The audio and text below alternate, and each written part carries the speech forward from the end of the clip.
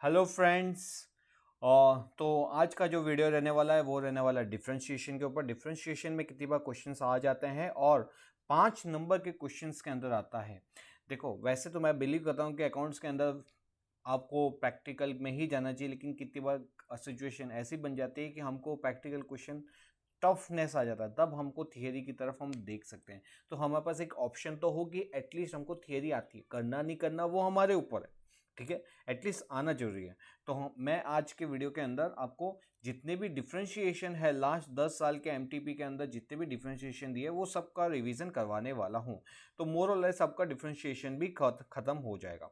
तो शुरू करते हैं हमारा आज का डिफरेंशिएशन का ये वीडियो।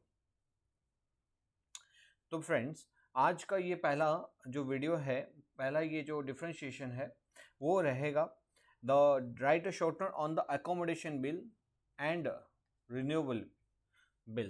ठीक है, रिन्यूएबल ऑफ अ बिल। अब क्या होता है ये accommodation of a bill and renewal of a bill. तो जैसा कि आप जानते हो, अकोमोडेशन बिल के अंदर, इसको मैं आपको समझाऊं पहले तो हमारा होता है ड्रॉवर और ड्रॉवी। ठीक है, ड्रॉवर कौन होता है? यूजली जो गुड्स को सेल करता है, जो क्या करता है, गुड्स को सेल करता है। किसको सेल किया इसने? इसको सेल किया, सामने वाले ने गुड्स को परचेज किया। हम मान लेते हैं, हम मान लेंगे कि मिस्टर एक्स ने गुड्स को क्या किया, सेल किया, मिस्टर वाई ने परचेज किया है। अब मिस्टर एक्स को, और वो भी कैसे परचेज किया हुआ? क्रेडिट के ऊपर। अब मिस्टर एक्स को लगता है कि सामने वाला पता नहीं पैसा देगा नहीं देगा, तो लीगली उसको क्या करने के लिए, बाउंड करने के लिए हम उसको यहाँ पे एक बिल लिख के देते हैं। वी ड्रॉवर जो होता है वो क्या करता है, बिल को लिख के देता है, ही रोट अ बिल, और यहाँ पे ड्रॉवी क्या करता है, वो बिल को एक्सेप्ट करता है। एक्सेप्ट करता है तो ये इसके लीगल बाउंडेशन हो जाता है कि इसको सपोज ये 3 महीने के बिल है, 3 महीने का बिल है, तो 3 महीने बाद उसको इसका पेमेंट मिलेगा ही मिलेगा। अगर सपोज बाई चांस अगर वो नहीं दे पाता तो उसके सामने वो क्या कर सकता है, उसके सामने एक्शन ले सकता है, कोर्ट के अंदर जा सकता है। ठीक है, तो ये नॉर्मल बिल था। तो सर ये एकोमोडेशन बिल किसके लिए होता है? अब देख बेटा, ये क्या होता है, एकोमोडेशन बिल के अंदर मिस्टर एक्स और मिस्टर वाई बहुत अच्छे फ्रेंड है। ठीक है, तो मिस्टर एक्स को क्या है, मिस्टर एक्स को पैसे की जरूरत है, तो वो मिस्टर वाई के पास जाता है कि भाई मेरे को पैसे की जरूरत है, can you land me money. Mister Y बोलता है मेरे खुद के पैसे फंसे हुए, अभी स्टॉक मार्केट की हालत तो देख, यहाँ पे ट्रंप ने हालत खराब करके रखी है टैरिफ टैरिफ के नाम पे, तो मेरे पूरे पैसे तो फंसे हुए हैं। तो बोले क्या करूँ यार, पैसे की जरूरत है। तो बोले एक काम कर, तू मेरे को क्या कर, एक बिल ड्रॉ कर। तो ये तू मेरे नाम का एक बिल क्या कर, ड्रॉ कर, लिख के दे। उसको मैं क्या करूँगा, एक्सेप्ट करूँगा। मैं एक्सेप्ट करते ही ये एक लीगल डॉक्यूमेंट बन जाएगा। तू फिर वहाँ उसको जाके क्या करना, तो वहाँ पे बैंक में जाना और बैंक के अंदर उसको क्या करवा देना, बैंक के अंदर जाके उसको बैंक के पास ले जाके डिस्काउंट करवा देना। सो यहाँ पे क्या होगा, तेरे को वो अमाउंट मिल जाएगी। और सपोज ये बिल सपोज 3 महीने का था, 3 महीने का था, तो 3 महीने बाद क्या आएगी, बैंक मेरे पास आएगी। तब तक तेरे पास कोई ना कोई जुगाड़ हो जाएगा, तो तू 3 महीने बाद मेरे को अमाउंट चुका देना, तेरी अमाउंट मैं क्या कर दूंगा, इसको रीपे कर दूंगा। तो मिस्टर एक्स ने बोला वाह भाई वाह, क्या मस्त जुगाड़ निकाला है। ठीक है, तो ये क्या होता है, तो ये होता है हमारा एक जुगाड़ जिसको बोलते हैं दूसरी लैंग्वेज के अंदर accommodation of a bill. I hope आपको क्लियर हुआ है।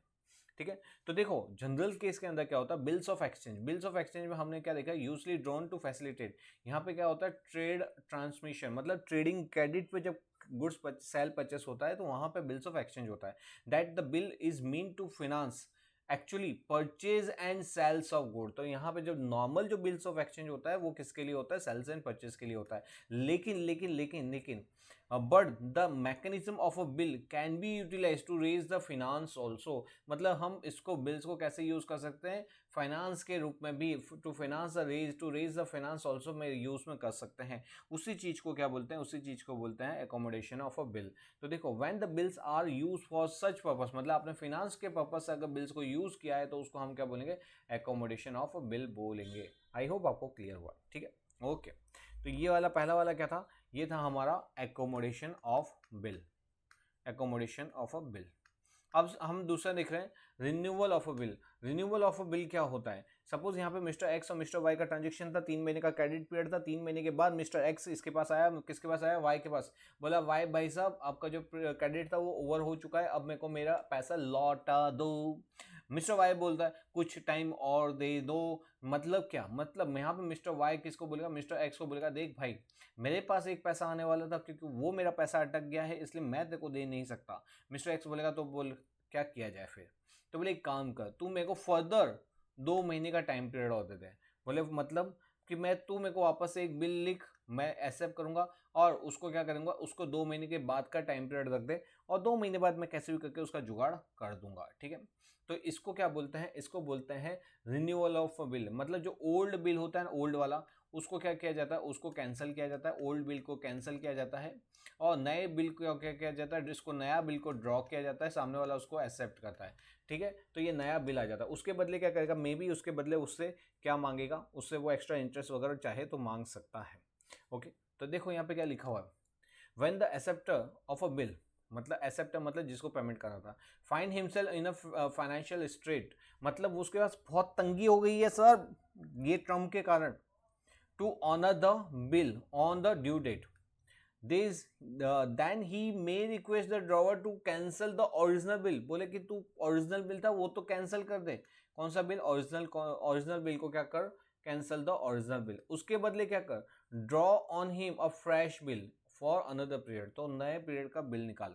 And if the drawer agree, अगर वो ऐसे अगर एग्री होता है कि ठीक है चल कोई बात नहीं, हर समय हर किसी का खराब आता है, तेरा अभी खराब है कोई बात नहीं, मैं तेरे को सपोर्ट करता हूँ, और वो बोलता है कि तू नया बिल मगर टाइम से चुका देना, बोला हाँ पक्का पक्का प्रॉमिस चुका दूंगा, तो वो नया बिल उसको लिख के देता है और नया बिल को वो एक्सेप्ट करता है। जो नया बिल एक्सेप्ट किया जाता है उसी को बोलते हैं renewal of a bill. Okay बेटा, ठीक। तो ये क्या था, ये था हमारा accommodation of bill and renewal of a bill. देखो कितने नंबर का है, 5 नंबर का, बस 5 नंबर के आते हैं ऐसे क्वेश्चंस। नेक्स्ट आ रहा है differentiation between book keeping and accounting. अब क्या होता है, the what is mean by book keeping and what is mean by accounting.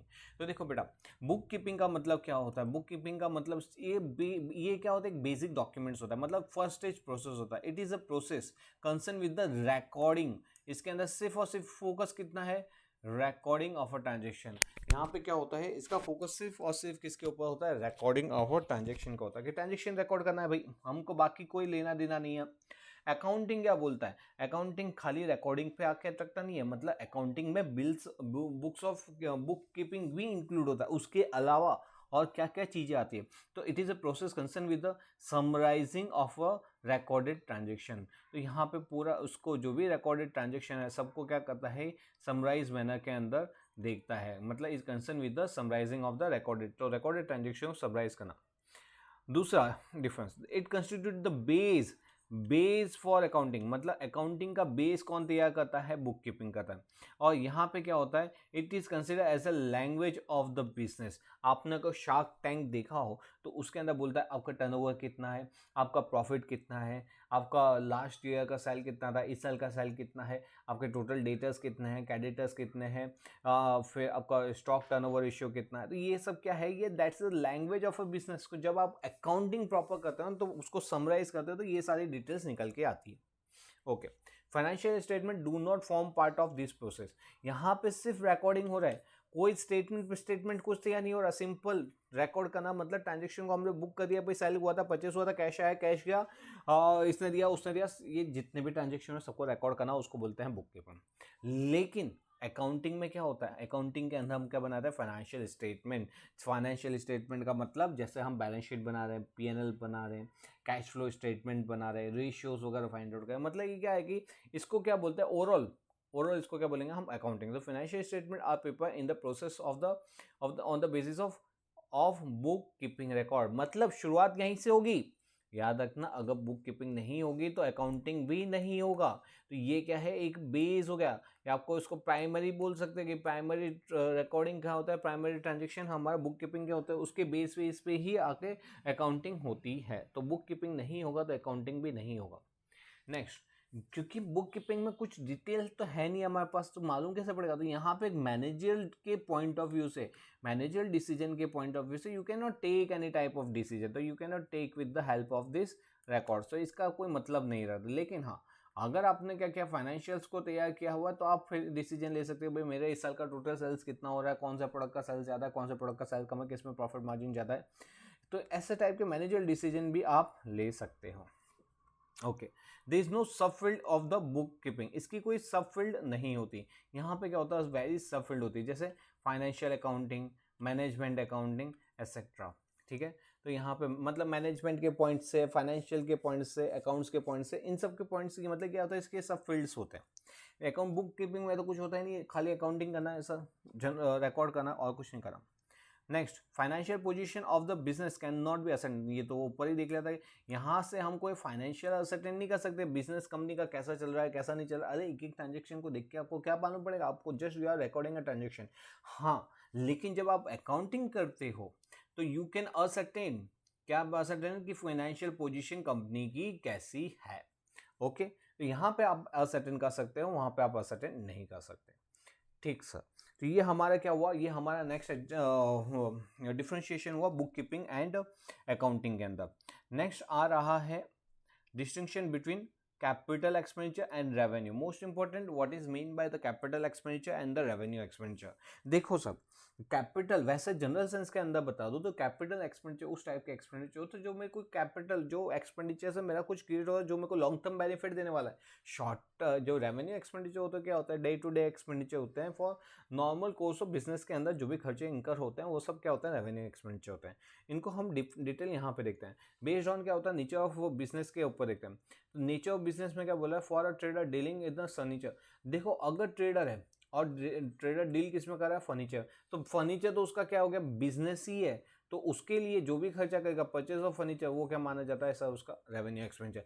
लेकिन सर, लेकिन वहीं पे अदर ट्रेडर, सपोज क्या है, अगर वो बिजनेस, उसका बिजनेस फर्नीचर का नहीं है, उसका उसका बिजनेस सपोज नैरो लेग का है, या तो कोई और उसका बिजनेस है गोल्ड का है, गोल्ड ज्वेलरी शॉप है, तो वो अगर फर्नीचर परचेस करता है तो वो फर्नीचर उसके लिए क्या ट्रीट होते हैं, कैपिटल एक्सपेंडिचर, और उसको कहाँ दिखाएगा, वो बैलेंस शीट में दिखाएगा। ठीक है, यहाँ पे हमको क्या एक इंपॉर्टेंट चीज ध्यान रखते हैं कि जो रेवेन्यू नेचर के होते हैं वो रूटीन नेचर के होते हैं, रिकरिंग नेचर के होते हैं। If the frequency of the expenditure क्या है, are often in accounting year, मतलब अकाउंटिंग ईयर के अंदर बहुत बार ऐसे खर्चे हो रहे हैं तो उसको हम क्या मानेंगे, रेवेन्यू एक्सपेंडिचर। ठीक है, लेकिन अगर वो नॉन रिकरिंग नेचर हो तो बार बार अगर अकर नहीं हो रहे, रिकर नहीं हो रहे, तो फिर क्या होगा, इनफ्रीक्वेंट है, तो उसको हम क्या माने जाएगा, that and do not occur often in accounting है, तो उसको हम बोलते हैं capital expenditure. Okay sir, the purpose of expense, यहाँ पे क्या होता है, expenses for repair of machine may be incur in the course of normal. तो जैसे क्या है, अगर क्या हो रहा है, रिपेयरिंग का खर्चा हो रहा है और वो क्या है, नॉर्मल मेंटेनेंस है, क्या है, नॉर्मल, इसके ऊपर एमसीक्यू आता है कि अगर हमने कोई रिपेयरिंग का खर्चा किया है और वो नॉर्मल मेंटेनेंस है तो उसको क्या मानेंगे, revenue expenditure. But on the other hand the expenditure, उसको क्या होगा, मेजर रिपेयर। यहाँ पे देखो मटेरियलिटी के बेस पर हम जाएंगे। अब मटेरियलिटी क्या होता है, मटेरियलिटी होता है कि कितना मटेरियल इन्वॉल्व है, मटेरियल इन्वॉल्व मतलब आइटम्स में नहीं, रुपीज टर्म के अंदर। सपोज कि 1 लाख की मशीनरी है और उसमें 5,000 का आप मेंटेनेंस करवा रहे हो, इससे 5% हो गया, तो वो कोई मटेरियल आइटम नहीं है। लेकिन 1 लाख की मशीनरी में अगर आप 65,000 का क्या कर रहे हो, आप रिप्लेसमेंट कर रहे हो, पार्ट्स वगैरह चेंज कर रहे हो, तो 1 लाख में 65% मतलब 65,000, मतलब इट्स अ मेजर अमाउंट हो जाती है, तो वहाँ पे आपको कैपिटलाइज उसको करना पड़ता है। ठीक है, दूसरा क्या देखना पड़ता है, दूसरा ये देखना पड़ता है कि that increase the productive capacity.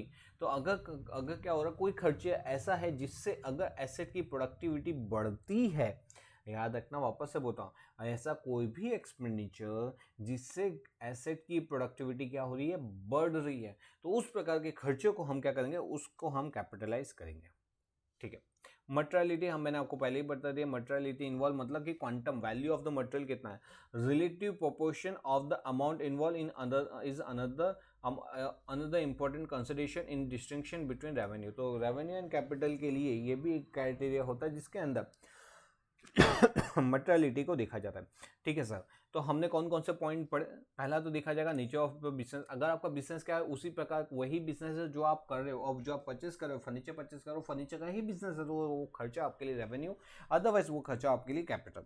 दूसरा क्या होता है, रिकरिंग नेचर, अगर खर्चा बार बार रिकर होता है तो रेवेन्यू, नहीं होता है तो कैपिटल।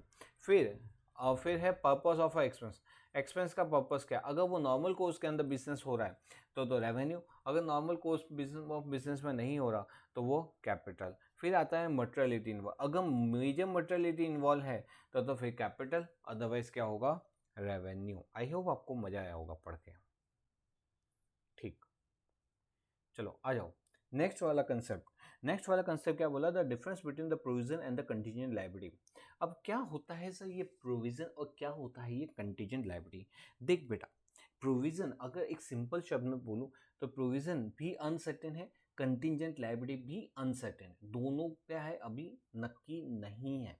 लेकिन लेकिन लेकिन लेकिन देखो यहाँ पे जब हम क्या किसकी बात करते हैं, जब प्रोविजन की बात करते हैं तो provision is a present obligation. यहाँ पे प्रेजेंट ऑब्लिगेशन होता है ऑफ अनसर्टेन अमाउंट। यहाँ पे मैंने आपको बोला था ना सर्टेन नहीं है, अनसर्टेन अमाउंट है, तो सर फिर प्रोविजन करने की क्या जरूरत है। लेकिन जिसके लिए हम क्या कर सकते हैं, reliability which can be measure reliable by using substantial degree of estimation. मतलब यहाँ पे हम एस्टिमेशन कर सकते हैं और एस्टिमेशन करके ये डिसाइड कर सकते हैं कि भाई मेरा कितना का लॉस या कितने का खर्चा होगा इस चीज़ के लिए, तो वो उसको बोलते हैं हम प्रोविजन। कंटीजेंट लायबिलिटी क्या होता है सर, कंटीजेंट लायबिलिटी में आप अमाउंट का रिलायबल एस्टिमेशन कर ही नहीं सकते। मेरे को मालूम ही नहीं कि जैसे कोर्ट के अंदर केस फाइल कर दिया किसी ने और मेरे को मालूम ही नहीं पड़ रहा वो केस में जीतूंगा हारूंगा, तो वो तो बात की बात है, अगर हारूंगा तो कितना हारूंगा वो भी बात की बात है। अभी तो यही नहीं मालूम कि डिसीजन होगा क्या, उस सिचुएशन में क्या माना जाता है कंटीजेंट लायबिलिटी। ठीक है, और contingent liability is a possible obligation that may और मे नॉट क्रिस्टलाइज। तो यहाँ पे ऑब्लिगेशन क्या है, क्रिस्टलाइज नहीं है, और वो किसके ऊपर डिपेंडेंट है, डिपेंडिंग अपॉन द अक्रेंस या तो नॉन अक्रेंस ऑफ क्या one or more uncertain future event. ठीक है, तो कंटीजेंट लायबिलिटी क्या होता है कि ऐसा ऑब्लिगेशन जिसके अंदर जिसकी लायबिलिटी क्रिस्टलाइज कभी जब भी होगी जो क्या होगा, जो डिपेंड करेगा अक्रेंस या non occurrence of one or more uncertain future event. ठीक है, प्रोविजन के अंदर क्या होता है, क्योंकि प्रोविजन के अंदर यहाँ पे रिकॉग्निशन का क्राइटेरिया, हमारा रिकॉग्निशन का क्राइटेरिया है, अगर उसको मीट कर जाता है, अगर अगर तुम मिल जाओ, अगर रिकॉग्निशन का क्राइटेरिया मीट हो जाए तो फिर हमको उसको रिकॉग्नाइज करना पड़ेगा। लेकिन कंटीजेंट लायबिलिटी के अंदर क्या होता है, रिकॉग्निशन का क्राइटेरिया ही मीट नहीं करता, इसलिए इसको रिकॉग्नाइज करने की जरूरत नहीं होती। Okay, next, the provision of recognition, the provision is recognise when. अब इसका प्रोविजन कब रिकॉग्नाइज करेंगे, the enterprise has the present obligation arising from the past event. मतलब उसका ऑब्लिगेशन आ गया और कोई पास्ट में इवेंट हुई थी जिसका ऑब्लिगेशन क्रिएट हो चुका है। And outflow of the resource embodying economic benefit इस मतलब क्या है, उसका आउटफ्लो मतलब उसके जेब से पैसा जाने ही वाला है, इज प्रोबेबल मतलब फाइनल नहीं है, कितनी एग्जैक्ट अमाउंट नहीं मालूम है। अगर एग्जैक्ट अमाउंट मालूम होती, अगर उसको मालूम है कि मेरे को कितने रुपए देने के, सपोज केस चल रहा है कोर्ट के अंदर, तो जब दाखिल हुआ था, जब जो फाइल हुआ था तब मालूम ही नहीं था, फिर जैसे जैसे समय बीतता गया हमको लगा कि हम हारने वाले हैं और अप्रॉक्सीमेटली इतना लॉस होने वाला था, वो प्रोविजन। लेकिन जब कोर्ट का ऑर्डर आ गया उसने बोल दिया कि भाई आपको सपोज 10 लाख इस पार्टी को देने हैं, तो वहाँ पे आपको फिक्स अमाउंट फाइनल हो चुके, तो यहाँ पे वो क्या हो जाती है, उस समय वो हमारी करंट लायबिलिटी हो जाती है। तो यहाँ पे क्या होगा कि पास्ट इवेंट्स है और जो आउटफ्लो रिसोर्सेज क्या है, प्रोबेबल है, एंड द रिलायबल एस्टिमेशन, क्योंकि आउटफ्लो प्रोबेबल है और उसका हम क्या कर सकते हैं, एस्टिमेशन कर सकते हैं। जब हम एस्टिमेशन कर सकते हैं तो बोलते हैं करो, निकालो और बुक करो। मतलब जहाँ पे क्या होगा, जहाँ पे एस्टिमेशन होगा वहाँ पे क्या आएगा, प्रोविजन आएगा। ठीक है, प्रोबेबल एस्टिमेशन कर सकते हैं तो क्या आएगा, प्रोविजन आएगा। ठीक सर, यहाँ पे क्या होगा, the contingent liability include the present obligation. यहाँ पे प्रेजेंट ऑब्लिगेशन तो है but that do not meet the recognition criteria, either it is not possible, it is not probable that the settlement of those obligation will require outflow of economic benefit or the amount cannot be reliably estimated। देखा आ गया, यहाँ पे क्या है, या तो हमको मालूम ही नहीं है कि यहाँ पे नॉट प्रोबेबल कि भाई हमको इसके अंदर क्या होगा कि हम केस हारेंगे और हमको कोई पैसा देना पड़ेगा, हमको ये मालूम ही नहीं है। मालूम नहीं है इन द सेंस कि हमको लगता है कि हम जीत भी सकते हैं, हमको लगता है हम हार भी सकते हैं। तो यहाँ पे केस का डिसीजन क्या रहेगा हमको मालूम नहीं है, या तो कितनी अमाउंट आएगी, that reliable estimation can not be made. तो उस समय पे क्या करने का, उसको हम एज अ कंटीजेंट लायबिलिटी बताते हैं। Okay, if the management estimate that it is probable that the settlement of the obligation will result into out, मतलब अगर क्या होता है, आपको लगता है कि हाँ भाई आपको लायबिलिटी आएगी, मतलब आपका जो प्रोविजन वो आपको बनाना पड़ेगा, तो it recognises it's provision in the balance sheet. तो ऑफकोर्स वाली बात है, अगर कोई चीज़ लग रही है कि हाँ ये होगी ही होगी, मेरे को इतना पेमेंट आएगा ही आएगा, रिलायबल एस्टिमेशन से आपसे डिसाइड किया, तो आपने डिसाइड किया है तो उस समय क्या करो, उस प्रोविजन को आप क्या करो, उसको रिकॉर्ड कर लो, उसको रिकॉग्नाइज कर लो। लेकिन यहाँ पे क्या होता है कि if the management estimate that it is less likely, कि बहुत कम चांसेस है कि ये हमारा खर्चा ये हमारे लायबिलिटी के अंदर कन्वर्ट हो, तो that economic benefit will outflow from the form to settle the obligation, it discloses. यहाँ पे क्या होता है, जब कंटीजेंट लायबिलिटी होते हैं तो कंटीजेंट लायबिलिटी सिर्फ डिस्क्लोज की जाती है कि टोटल आपकी कंटीजेंट लायबिलिटी क्या है, कितनी है और क्यों आपको लगता है कि कंटीजेंट है। तो वहाँ पे सिर्फ आपको क्या करना है, डिस्क्लोजर देना है। यहाँ पे आपको क्या करना है, यहाँ पे आपको रिकॉग्नाइज करना होता है। आई होप आपको मजा आ रहा है। प्रोविजन के अंदर वापस एक बार क्विक रिवीजन कर लेते हैं। प्रोविजन के अंदर क्या होता है, यहाँ पे अनसर्टेन मतलब अमाउंट अनसर्टेन है और reliable estimation can be made है। ठीक है, यहाँ पे क्या होता है, यहाँ पे सिचुएशन नक्की नहीं है, मतलब कि डिपेंड ऑन अकरेंस और non occurrence of one or more future event, और विच वो क्या होती है, वो अनसर्टेन नेचर की होती है। फिर कंटीजेंट लायबिलिटी में दूसरा क्या पड़ा कि यहाँ पे रिकॉग्निशन क्राइटेरिया फेल हो जाता है, यहाँ पे रिकॉग्निशन क्राइटेरिया फुलफिल हो जाता है, इसलिए उसको रिकॉग्नाइज करते हैं। फिर यहाँ पे हमने बोला था कि भाई यहाँ पे भले प्रोविजन है लेकिन वहाँ पे एग्जैक्ट अमाउंट नहीं मालूम, लेकिन प्रोबेबल अमाउंट क्या कर सकते हैं, हम डिसाइड कर सकते हैं। यहाँ पे क्या होता है, यहाँ पे बोलते थे कि नहीं भाई यहाँ पे प्रोबेबल अमाउंट भी डिसाइड करने की बात ही नहीं आती, क्योंकि हम क्या है इसका आउटपुट है वो डिपेंड करता है अकरेंस और non occurrence of one or more uncertain future event which is not under the control. ठीक है और फिर हमने लास्ट पढ़ा था कि अगर मैनेजमेंट को लगता है कि भाई हाँ ये सेटलमेंट में आउटफ्लो होगा ही होगा, तो आपका क्या करो, रिलायबल एस्टिमेशन अमाउंट निकाल के उसको रिकॉर्ड कर लो। लेकिन जब आपको लगता है कि नहीं नहीं ऐसे कोई चांसेस नहीं है, बहुत कम चांसेस है कि हम केस आएंगे और कुछ देना पड़ेगा, तो यहाँ पे क्या होता है, यहाँ पे ना तो अमाउंट डिसाइडेड है ना उसका रिजल्ट डिसाइडेड है, उस केस के अंदर हम उसको कंटीजेंट लायबिलिटी में बताते हैं। नेक्स्ट क्वेश्चन, नेक्स्ट है हमारा explain the cash and the mercantile system of accounting. अब बेटा आपको ये तो आता ही होगा, कैश का अकाउंटिंग मतलब पूरा कैश बेसिस पे, उसको ये ऐसा मतलब ही नहीं है, उसको कैश रोकड़ा रोकड़ा आता है कि रोकड़ा जाता है, आए तो रिसिप्ट जाए तो पेमेंट। ठीक है, तो कैश और मर्केंटाइल के अंदर क्या होता है, cash system of accounting is a system by which the transaction is only only if the cash is receive, अगर कैश रिसीव या तो पेड हो रहा है तो उसके बेस पे वो अकाउंटिंग कर लेगा। ठीक है, in the cash system of accounting the entries are made only यहाँ पे एंट्री कब करते हैं, only when the cash is receive or paid, no entry being made when the no entry when the payment or receipt is merely due. तो यहाँ पे जब क्या होता है, ड्यू होता है तब उसको रिकॉर्ड नहीं किया जाता, जब एक्चुअली रिसीव्ड होता है तब उसका अकाउंटिंग हम करते हैं। ठीक है, और ये किसको फॉलो करना पड़ता है, ये हर एक प्रोफेशनल वाला बंदा उसको फॉलो कर सकता है, एजुकेशन इंस्टीट्यूशन है या तो एनजीओ है, वो क्या कर सकते हैं, वो इस मेथड को फॉलो कर सकते हैं जिसके अंदर कैश बेसिस पे वो अपना अकाउंटिंग बनाएंगे। ठीक है, नेक्स्ट वाला आता है, नेक्स्ट वाला क्या आ रहा है, मर्केंटाइल। मर्केंटाइल मतलब क्या होता है, ऐसा एक्चुअल बेसिस के ऊपर होता है, ये तो हम बचपन से करते हैं। इसके अंदर क्या होता है कि यहाँ पे आपका एक्चुअल की मतलब ड्यू के बेसिस पे पैसा रिसीव होना नहीं होना उससे मतलब नहीं है, आपका एक्रू हो गया तो आपको रिकॉर्डिंग करना पड़ेगा।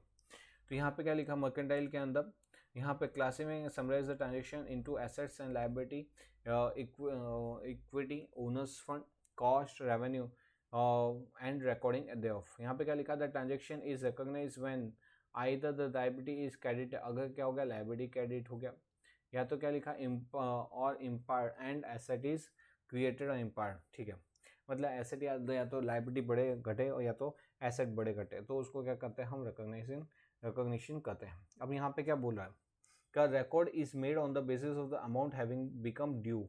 यहाँ पे जब क्या होता है ड्यू आता है तब उसके बेसिस पे हम क्या करते हैं उसको रिकॉर्ड करते हैं। और receipt irrespective of fact whether the payment is made or received actually, तो कितना मिला है कितना नहीं मिला उसे मतलब नहीं होता। ठीक है, हाँ, mercantile system of accounting generally accepted in accounting system by business. तो यहाँ पे क्या आएगा, बिजनेस एंटिटी। तो ऊपर कौन सा था, ऊपर के अंदर स्पेसिफिक 3 एंटिटी थी, प्रोफेशनल हो गया, एजुकेशन इंस्टीट्यूशन एंड तीसरा कौन था, एनजीओ। यहाँ पे क्या होता है, यहाँ पे बोला कि नहीं भाई हम ऐसा नहीं करेंगे, हम तो क्या करेंगे, हम आपको क्या करना है, आपको ड्यू बेसिस पे अकाउंटिंग करना है, मर्केंटाइल सिस्टम पे अकाउंटिंग करना है। ठीक है, रिसिप्ट और पेमेंट से मतलब नहीं है। ओके सर, नेक्स्ट क्या आ रहा है, नेक्स्ट आ रहा है money measurement concept and matching concept. तो पहले मनी मेजरमेंट कंसेप्ट देखते हैं, एमएमसी। तो ये मनी मेजरमेंट कंसेप्ट क्या बोल रहा है कि हम वही ट्रांजेक्शन को रिकॉर्ड करेंगे जिसको हम मनी के अंदर मेजर कर सकते हैं। हम क्या कर सकते हैं, मनी के अंदर किसको मेजर कर सकते हैं। Only those transaction which are measure in terms of money are recorded. तो जो मनी के टर्म्स में रिकॉर्ड, जो मनी में मेजर होते हैं उसी को रिकॉर्ड करना है। Since the money is the medium of exchange होता है the standard of economic value and this is a concept require that those transactions alone that are capable of being measurable in terms of money should be recorded in the books of account. The transaction and the events that cannot be, इसको highlight कर देना, the transaction, कोई भी transaction या तो कोई भी transaction या तो कोई भी इवेंट जिसको मनी के टर्म्स में आप मेजर या तो एक्सप्रेस नहीं कर सकते, उसको आप क्या करोगे, उसको रिकॉर्ड नहीं करोगे। तो ये क्या है, मनी मेजरमेंट कंसेप्ट। मतलब मनी के टर्म्स में अगर आप उसको देख रहे हो तो फिर आप उसको रिकॉर्ड करोगे। मनी के अंदर आप नहीं देख पा रहे, उसके अंदर मनी के अंदर कितना वैल्यूएशन होगा, that is next to impossible, उस केस में हम उसको रिकॉर्ड नहीं करेंगे। फिर देखो बेटा, अरे फिर देखो मैचिंग कंसेप्ट। मैचिंग कंसेप्ट मैंने बताया था, मैचिंग कंसेप्ट का मतलब क्या था, मैंने कपड़ा मैचिंग, तन्नड़ा मैचिंग, मनड़ा मैचिंग करवाना चाहिए। तो मैचिंग कंसेप्ट का मतलब होता है कि जहाँ पे आप एक इनकम को बुक करो तो आपको उसके रिलेटेड खर्चे को भी बुक करना पड़ेगा रे। ओके, तो देखो मैचिंग कंसेप्ट में क्या बोला हुआ, all the expenses match with the revenue of that period, ठीक है, should only be taken into consideration in the financial statement of the recognition of the organization. If any revenue is recognized, the expense related to earn that revenue should also be recognized. तो वही लिखा हुआ जो मैंने आपको बोला था कि अगर कोई खर्चा बुक हो रहा है तो उससे रिलेटेड इनकम बुक करेंगे, अगर इनकम बुक हो रही तो कोई ना हमको खर्चा भी उससे रिलेटेड बुक करना पड़ेगा। ओके, एक मिनट सर, पानी पी लीजिए, पानी पानी पानी, आज दिन है पानी। एक मिनट, स्टॉप क्यों नहीं हुआ। चलो, नेक्स्ट वाला है periodic inventory system and perpetual inventory system. तो देखो क्या होता है, ये मैंने आपको बताया था पीरियडिक एंड परपेचुअल क्या होता है। पीरियडिक मतलब क्या होता है, जब जेठालाल बाघा को बोला कि जा बाघा गोडाउन में जा और देख के टोटल कितना फ्रीज है, और जो बागा है वो गोडाउन के अंदर जाता है, काउंट करके आता है, वो बोलता है कि सेठ जी गोडाउन के अंदर 10 फ्रिज है, तो उसको हम क्या बोलेंगे, पीरियडिकल इन्वेंट्री सिस्टम बोलेंगे। लेकिन सपोज अब आज के दिन अगर जेठालाल गोडाउन इसको बोलता है, बागा को बोलता है जा गोडाउन में देख, बोले गोडाउन में देखने की क्या जरूरत है, हमने अकाउंटिंग सॉफ्टवेयर क्यों लिया हुआ है, तो हम अकाउंटिंग सॉफ्टवेयर में देख लेते हैं, फटाफट बुक मोबाइल में सॉफ्टवेयर खोलता है, बोलता है हाँ टोटल गोडाउन में 5 फ्रिज है। तो ये क्या हो गया, परपेचुअल। परपेचुअल का मतलब क्या होता है, आप अकाउंटिंग के बेस पे बता देते हो कि टोटल कितना स्टॉक होगा। तो देखो पीरियडिकल के मतलब के अंदर क्या होता है, it is based on the physical verification. यहाँ पे क्या होता है, बुक्स रिकॉर्ड के हिसाब से होता है। Next, the system provide the information about the inventory. तो यहाँ पे क्या बताता है, ये इन्वेंट्री कितना है and the cost of good sold at a particular date. तो यहाँ पे जब हम पीरियडिक इन्वेंट्री की बात करते हैं तो वहाँ पे हमको फिजिकल इन्वेंट्री कितनी है और इससे हमको मालूम पड़ जाता है कि जो गुड सोल्ड हुआ है उसकी कॉस्ट ऑफ गुड सोल्ड कितनी है। ठीक है, परपेचुअल क्या बताता है, परपेचुअल इन्वेंट्री बताता है कि it's a continuous information about the inventory and the cost of sales. क्योंकि यहाँ पे हमको क्या होता है, कहीं पे भी हमारा डेटा रुकता नहीं है, या तो कहीं पे भी हमारा बिजनेस को रोकना नहीं पड़ता इन्वेंट्री को चेक करने के लिए। इसलिए क्या होता है, कंटिन्यूस इन्फॉर्मेशन, जैसे आपका परचेज या सेल होगा ऑटोमेटिक आपका डेटा अपडेट हो जाएगा, आपको मालूम पड़ेगा कि रिवाइज इन्वेंट्री कितने की है। तो ये कंटिन्यूस इन्फॉर्मेशन प्रोवाइड करता है। ठीक है, the system determine the inventory. यहाँ पे जो हमारा फिजिकल है पीरियोडिक है, उसके अंदर क्या है, तो the system determine the inventory and take the cost of goods sold as a residual figure. इसका मतलब क्या हुआ सर, इसका मतलब ये हुआ कि यहाँ पे सपोज बागा को बोला कि बागा देख क्या गोडाउन के अंदर कितने फ्रिज पड़े, उसमें बोला काउंट किया और देखा कि सर 7 पड़े हुए। बोले कि आपने तो 15 परचेस किए थे ना लास्ट वीक, तो अभी कितने, 7 ही है, बोले हाँ सर 7 ही है। इसका मतलब क्या है कि अगर 15 परचेस किए थे उसमें से 7 बचे हुए हैं, मतलब 8 क्या हो गए होंगे, 8 हो गए होंगे सेल।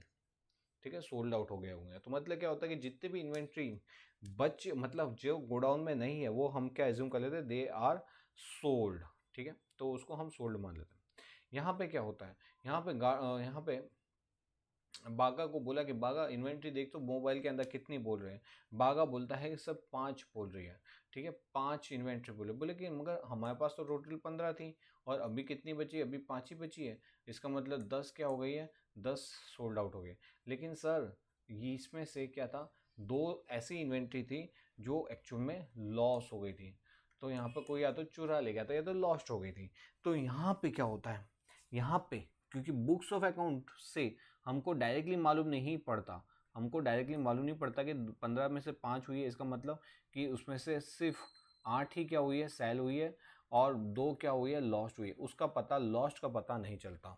तो वो भी जो लॉस्ट है वो किसका पार्ट बन जाती है, सेल का पार्ट बन जाती है। तो देखो it determined the cost of goods sold and compute the inventory as a balancing figure. तो यहाँ पे बोला कि कॉस्ट ऑफ गुड्स सोल्ड निकालता है और इन्वेंट्री को बैलेंसिंग फिगर। जो मैंने कंसेप्ट अभी आपको बताया वो नेक्स्ट पॉइंट में हम देखते हैं। Cost of goods sold include loss of goods as a goods cannot be inventory not in inventory are assumed to be sold। इसका मतलब क्या होता है सर, तो ऊपर वाला जो मैंने बताया था कि जो इन्वेंट्री हमारे पास नहीं है वो क्या है, वो इन्वेंट्री सोल्ड आउट हो चुकी है। तो मतलब लॉस्ट वाली अगर कोई चीज़ अगर लॉस्ट हुआ है तो उसको भी हम क्या मान लेंगे कि वो सोल्ड आउट हो गई है, ठीक है। तो cost of goods sold include the loss of goods as goods are not inventory. यहाँ पे देखिए क्लोजिंग इन्वेंट्री के अंदर क्या होता है, that includes loss of goods as well as unsold goods. तो यहाँ पे क्या होता है कि यहाँ पे अगर जो भी इन्वेंट्री है तो वो क्या हो जाती है, include the loss of goods as all the unsold goods are assumed to be in the inventory, ठीक है। तो यहाँ पे क्या होता है सर, देखो वापस बताता हूँ, देखो देखो देखो देखो 15 सर यहाँ पे क्या हुआ, हमारी 2 इन्वेंट्री क्या हो गई थी, लॉस्ट हो गई थी। एक्चुअल में सिचुएशन ऐसी है, 15 थी उसमें से 5 का सोल्ड आउट हुआ था, 5 सोल्ड हो गई थी, हाँ 2 इन्वेंट्री लॉस्ट हो गई थी, लेकिन इसका अकाउंटिंग अभी हुआ नहीं है। और बाकी की कितनी बची, तो 5 2 7, यहाँ पे आप माइनस करोगे तो बैलेंस कितनी बची है, बैलेंस बची है 8। लेकिन सिस्टम क्या कहेगा, क्योंकि आप सिस्टम को तो मालूम नहीं कि ये 2 लॉस्ट हुई है, तो सिस्टम टोटल इन्वेंट्री कितना बताएगा, वो बताएगा 10, समझे। तो यहाँ पे 10 के अंदर इंक्लूडिंग जो लॉस्ट हो गई है वो भी आ जाता है। तो देखो closing inventory include those goods as well as, मतलब लॉस गुड्स भी आ जाए एज वेल एज कौन से अनसोल्ड वाले हैं वो भी आ जाता है, ठीक है। ओके क्लियर हुआ ना। Next, under this method the inventory control is not possible. हमको इन्वेंट्री कंट्रोल पॉसिबल क्यों नहीं, क्योंकि हमको ये नहीं मालूम कि एक्चुअल में होनी कितनी चाहिए और है कितनी। यहाँ पे इन्वेंट्री कंट्रोल कर सकते हैं, हाँ इन्वेंट्री कंट्रोल कर सकते हैं, क्योंकि हमको फिजिक सॉफ्टवेयर का तो मालूम है और हम उसको एक्चुअल जाके गिनेंगे, पीरियडिक इन्वेंट्री के साथ मैच करेंगे, फिर हमको क्या मालूम पड़ेगा कि हाँ एक्चुअल मालूम पड़ेगा कि यहाँ पे कितना लॉस वगैरह हो रहा है, ठीक है। This system is simple and क्या होता है, लेस एक्सपेंसिव, जो फिजिकल वाली है। लेकिन दूसरी वाली सिस्टम कैसे होती है, कॉस्टली होती है। पीरियडिक इन्वेंट्री सिस्टम रिक्वायर, यहाँ पे क्या करना पड़ता है, बिजनेस को ताला मतलब शटर को बंद करना पड़ता है और फिर इन्वेंट्री को काउंट करना पड़ता है, जबकि यहाँ पे ऐसा नहीं होता। विदाउट अफेक्टिंग ऑपरेशन भी क्या करते हैं हम अपने पीरियडिकल के अंदर सॉफ्टवेयर में तो देखना है, तो फिर क्या प्रॉब्लम है। ओके तो ये क्या था, ये था हमारे टोटल डिफ्रेंशिएशन।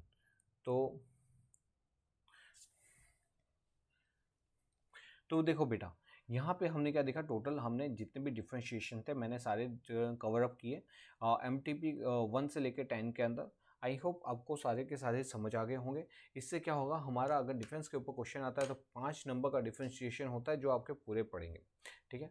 चलो तो अपने फ्रेंड्स वगैरह को भी शेयर करो ताकि उनके मार्क्स भी डिफ्रेंशिएशन वगैरह इजीली कवर अप हो जाए, क्योंकि इतने कुछ है नहीं, तुरम खां इसमें कुछ ऐसा लगा नहीं। तो मिलते हैं हम नेक्स्ट वीडियो के अंदर, तब तक मेहनत करते दीजिए। चलिए बाय बाय।